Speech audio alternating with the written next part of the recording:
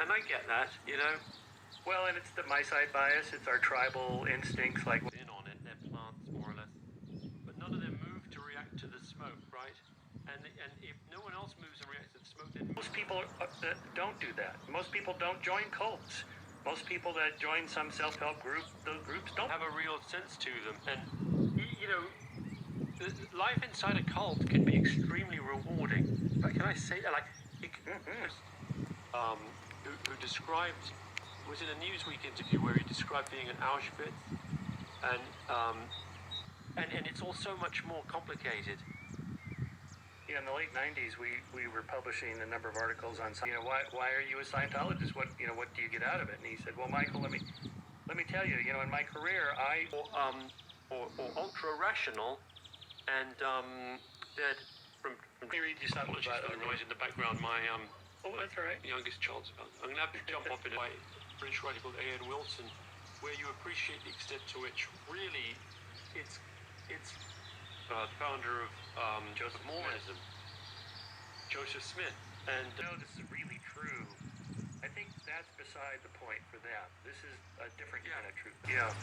Well, Louis, I know you got a heart out here in 5 minutes, so I just wanted to get your, you know, what you're working on. Pandemic, attempting to stay sane in the midst the weirdest. Americans are less self-conscious, so the weirdness is closer to the surface. But I do think maybe there's something in the nature of the American experience, which is an utopian idea. But then we forget the colonists in Virginia who were purely there to make money, and we're looking, they're under.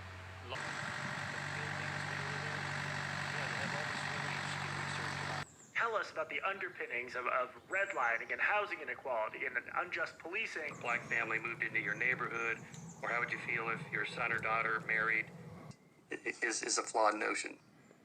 Yeah, I mean, one of the things I get into in the book, and I will never pretend to be a statistical expert. I require a lot of hand-holding on this stuff, but there's some pretty intuitive ways in which I think even someone like me without much training in this area can understand how stats can be misleading. The example I give in the book is if I come up with a new miracle pill that will improve your health, and I give you the pill, and I take all your health data beforehand, I test 100 different health variables from your heart pressure, insulin levels, everything.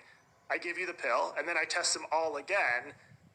We know that because of the nature of statistics, some of them will improve between those two time points. And if I then retroactively come up with a theory and say, yes, that's what I meant, it was going to improve your blood sugar levels or whatever, that in effect is what a lot of psychological science has been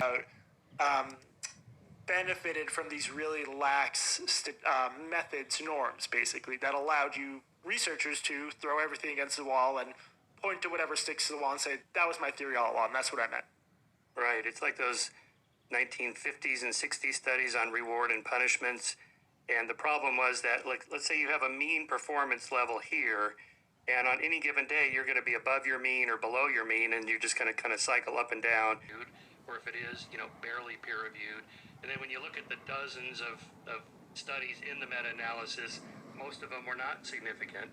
And, you know, a very interesting guy, very nonconformist, and he would sort of go from movement to movement, from fad to fad. He got very into the idea that this was a very of-the-moment idea that self-esteem lay at the root of all sorts of problems, or a lack of it. And there were a handful of studies that have disparities on self-esteem that sort of shifts the blame elsewhere, or shrinks the problem to something pretty small and manageable. If it was actually the case that we see sort of the same impulses or the same lay theories pop up as scientific theories, and I think this is an example of that.